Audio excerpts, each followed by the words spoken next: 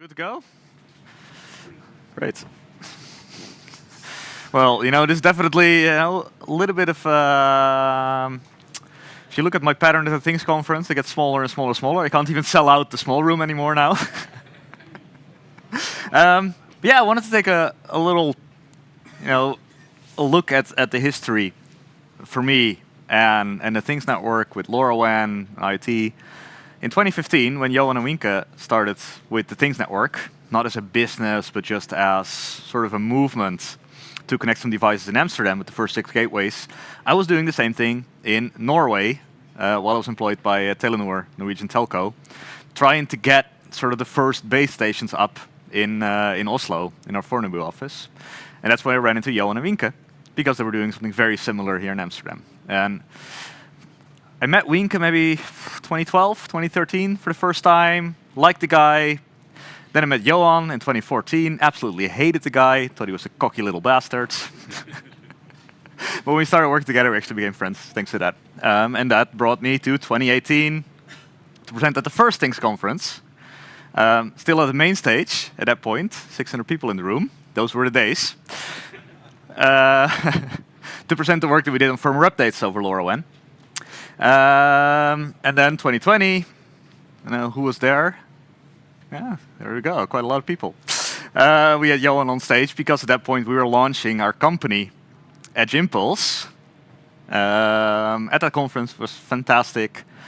And sort of for me, everything came together there, right? Because I got into IoT because I wanted to build devices that did useful shit in the world. And AI, for the first time, actually let me do that. Rather than just, I have a temperature sensor, I connect to the internet, that's it. I can actually have stuff that looks at real stuff that happens in the real world. Images, audio, stuff on accelerometers. Draw conclusions directly on the device, and then I just send a few bytes, whatever happened, to the cloud. And yeah, now that we're here, 5.5 years after that launch, we got acquired by Qualcomm. And I'm still not wearing a suit, so please don't tell my boss. But I think we've seen tremendous success built on top of the foundation that we built here with a lot of you guys here early in the ecosystem. So something really cool has happened since the last time that I was at the Things conference, and that is that LLMs have appeared, and they can do really, really cool stuff. Like imagining me on stage on the Things conference, a little bit bigger stage, but it's an LLM. It's not completely right all the time. And that's really cool. Like we've seen all this, GenAI can generate amazing stuff, but I think what's even more cool, and for me much more powerful, is that it has sort of a world understanding that I can't really explain, right? I can just give this picture, like one snapshot that I made of a live stream during the Olympics, and I say, what's going on here? And it will get right that it's probably a water event. And it gets right that it's the Netherlands just because they wear orange clothes. Like, it's amazing, right? And that is actually, I think, really, really powerful because in essence, that's what we've been trying to do with these IoT devices all the time. I just want to get a better understanding of the world. And all of a sudden, we have models that just do that. No training necessary. It's fucking amazing. And I think what for me, someone in that field is amazing about it is that it's all zero shot. We've always, probably some people here have done like an intro to ML course 5 years ago, right? And the way that everyone explains it, well, you need to collect lots of data, a zebra and a giraffe of the 2 classes that you want to detect, collect lots and lots of varied data, train a model, and then you get, a classifier out and it will tell you if it's a giraffe or a zebra. And all of a sudden, I don't need to do that anymore. The big model already contains that knowledge, which is sort of magical, right? Like all of this stuff that you had to do before is really cool. It just works there. What is this animal? This animal is a giraffe. And in essence, that's what we all want. Like no one wants to go build these models. It's just a pain in the ass. Like how do you get like real nice varied data of all these animals and whatever you want to detect? It's really hard. This is much, much easier. So, man, how do we bridge those two things, right? Because LLMs are there. They're really amazing, fantastic capabilities, but they come with a whole bunch of downsides.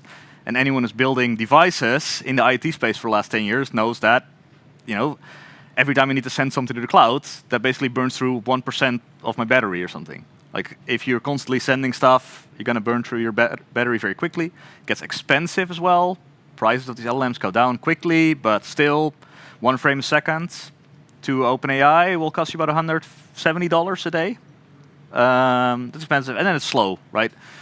Even using state-of-the-art stuff, it's going to take you a couple seconds to get an inference result. If you have this on your production line, 3 seconds before you know if a part was good or bad, that's probably not good enough. Lower latency targets. So, price, latency, and power, right? Those are the 3 things, and that's always what we've been battling, right? When you're building these IT things. So, man, how can we bridge these 2 things?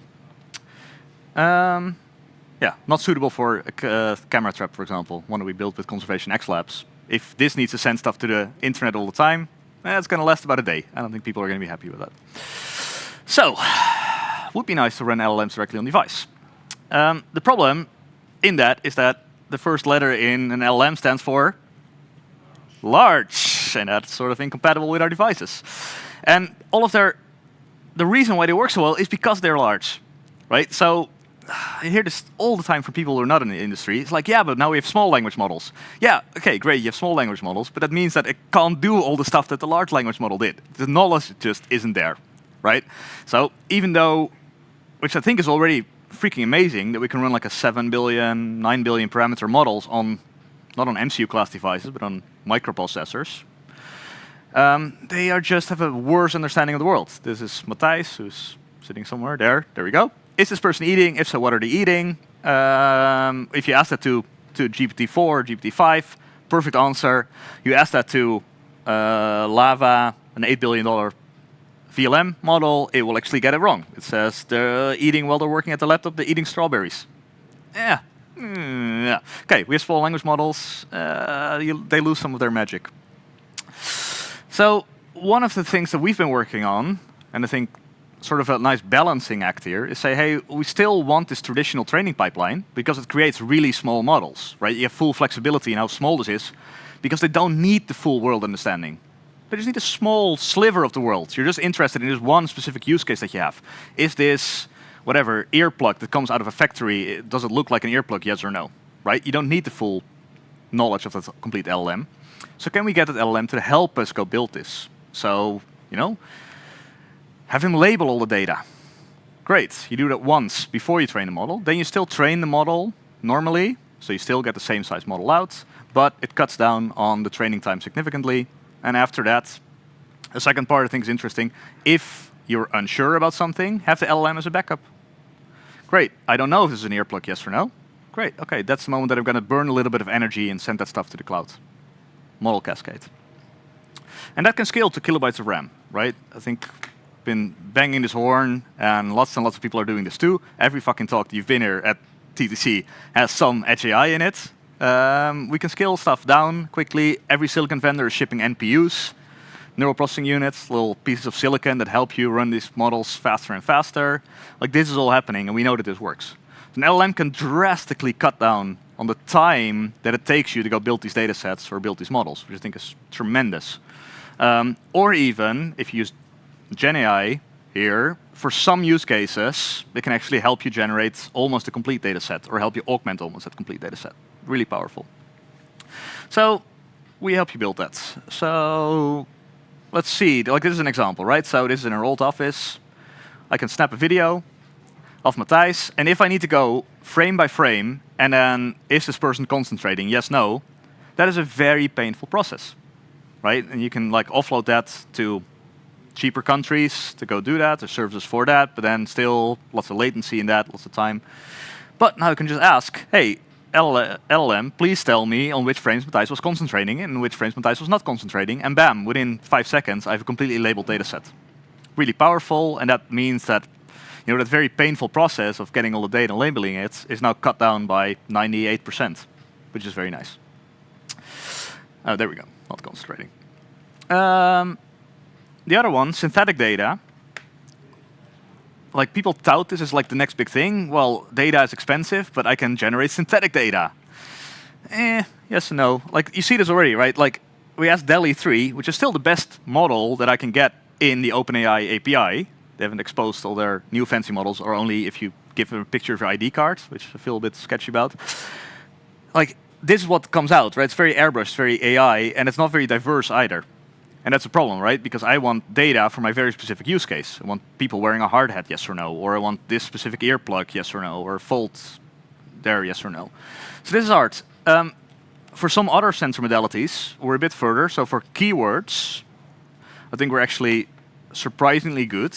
Like you can now ask 11 labs, for example, like give me a whole bunch of example data for people saying high edge impulse, train a model on that, and you actually get a model that's actually pretty good already with zero, basically never have to say hey edge impulse a million times yourself, which we've done and our customers have done too.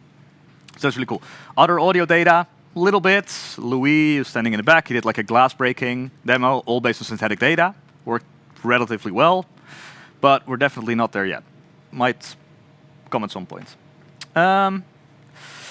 So yeah, those are I think the flavors that we have. These cascades, right? The idea that you have one model and then there might be a bigger model at the end, in case you just don't know about something, are actually pretty common. I think lots of you have probably built one already, because think about, you have an accelerometer, right? If you always keep the microcontroller on to constantly sample from the accelerometer and just try to classify, you're burning a lot of energy. That's probably not needed. You know, the ST micro accelerometers, some of them have a decision tree in it.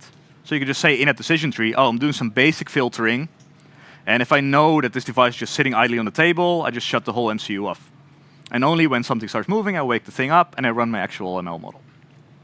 And that same thing, we can put an LLM sort of as the cascade target in these places too, right? I can say, I have a visual anomaly detection model. And that can be very small, right? Because it just needs to know, is this normal or abnormal? That's small. I can scale that down to something that runs on my device. And then when I see something weird, that's the moment that I cascade to the cloud. That's the moment that I want to go burn a bunch of energy. Same if you have an object tracking model. So you already know if a new thing has popped up in front of my camera. Great, then I don't need to send every frame to the cloud. Just when a new object comes in, a new car drives into the car park and parks. Okay, now I want to scan that because I want to check what the make of the car is or the license plate. So yeah, that's cool. Like now you get the best of both worlds, right? You have local inference, really fast, really cheap, doesn't cost you anything, super low latency targets, but then you can still go to the big model to get like the full world understanding. Like I have a ball here, that ball does not belong there, I can flag that, this can run in 100 kilobytes of RAM, and then I cascade to the cloud or a big NPU or a gateway or something nearby, and then I ask it, hey, what's this thing? And now I get the best of both worlds. It's small, fast, on device, and I cascade for a big model. So I think this is a really powerful thing. That's something we try to build out. Here's a little example that I built. And I did not tell my girlfriend what we were doing, so she's going to look very confused. So here I have an object tracker that knows when a new person pops in the frame, and that's when I cascade to the cloud. So now I get all this information on like what kind of shirt are they wearing, what's their hair color, etc. All the stuff that only an LLM has. It's very hard to train a model that runs directly on the edge to do that. So you still get all of that knowledge while still running in like 20 milliseconds per inference on my edge device. Really nice and powerful, best of both worlds. Same with the visual anomaly detection model here. This is trained on my office, all of that is normal. When I wave my hand around, abnormal. So when I put a foreign object, like the ball here, that's the moment I say, hey, I want to go burn a little bit of energy. Go ask that to the cloud. Here's my little prompt. Something you can tweak on the fly, which I think is really nice with LLMs. I don't need to train, just edit the prompt. And the moment that I enable the cascade, it will explain that that is a soccer ball on the floor. So now, again, like best of both worlds. I think this is really powerful. And as these models get bigger and start understanding audio and accelerometer data and gyro data and all the kind of stuff that you have in your edge device, I think it's going to be really powerful. So what are we doing at Jimpulse? So we're adding support for all of these things right now. So we have the first devices that can run LLMs directly on device, but again, they're small. So take what we want, but also like how can you build these cascades? So how can you get multiple models chaining into each other? And how do you evaluate the performance of that? So we're putting all of that together, and we're adding VLM support. So if you have a vision use case and you want to go model all of that out, you can very soon do that in Edge Impulse. So if you don't have an account yet, be one of the 230,000 people. That's how many people have signed up since that first sheep demo until now. It's insane. You would think it could fill a bigger room. At studio.edgeimpulse.com. So thank you.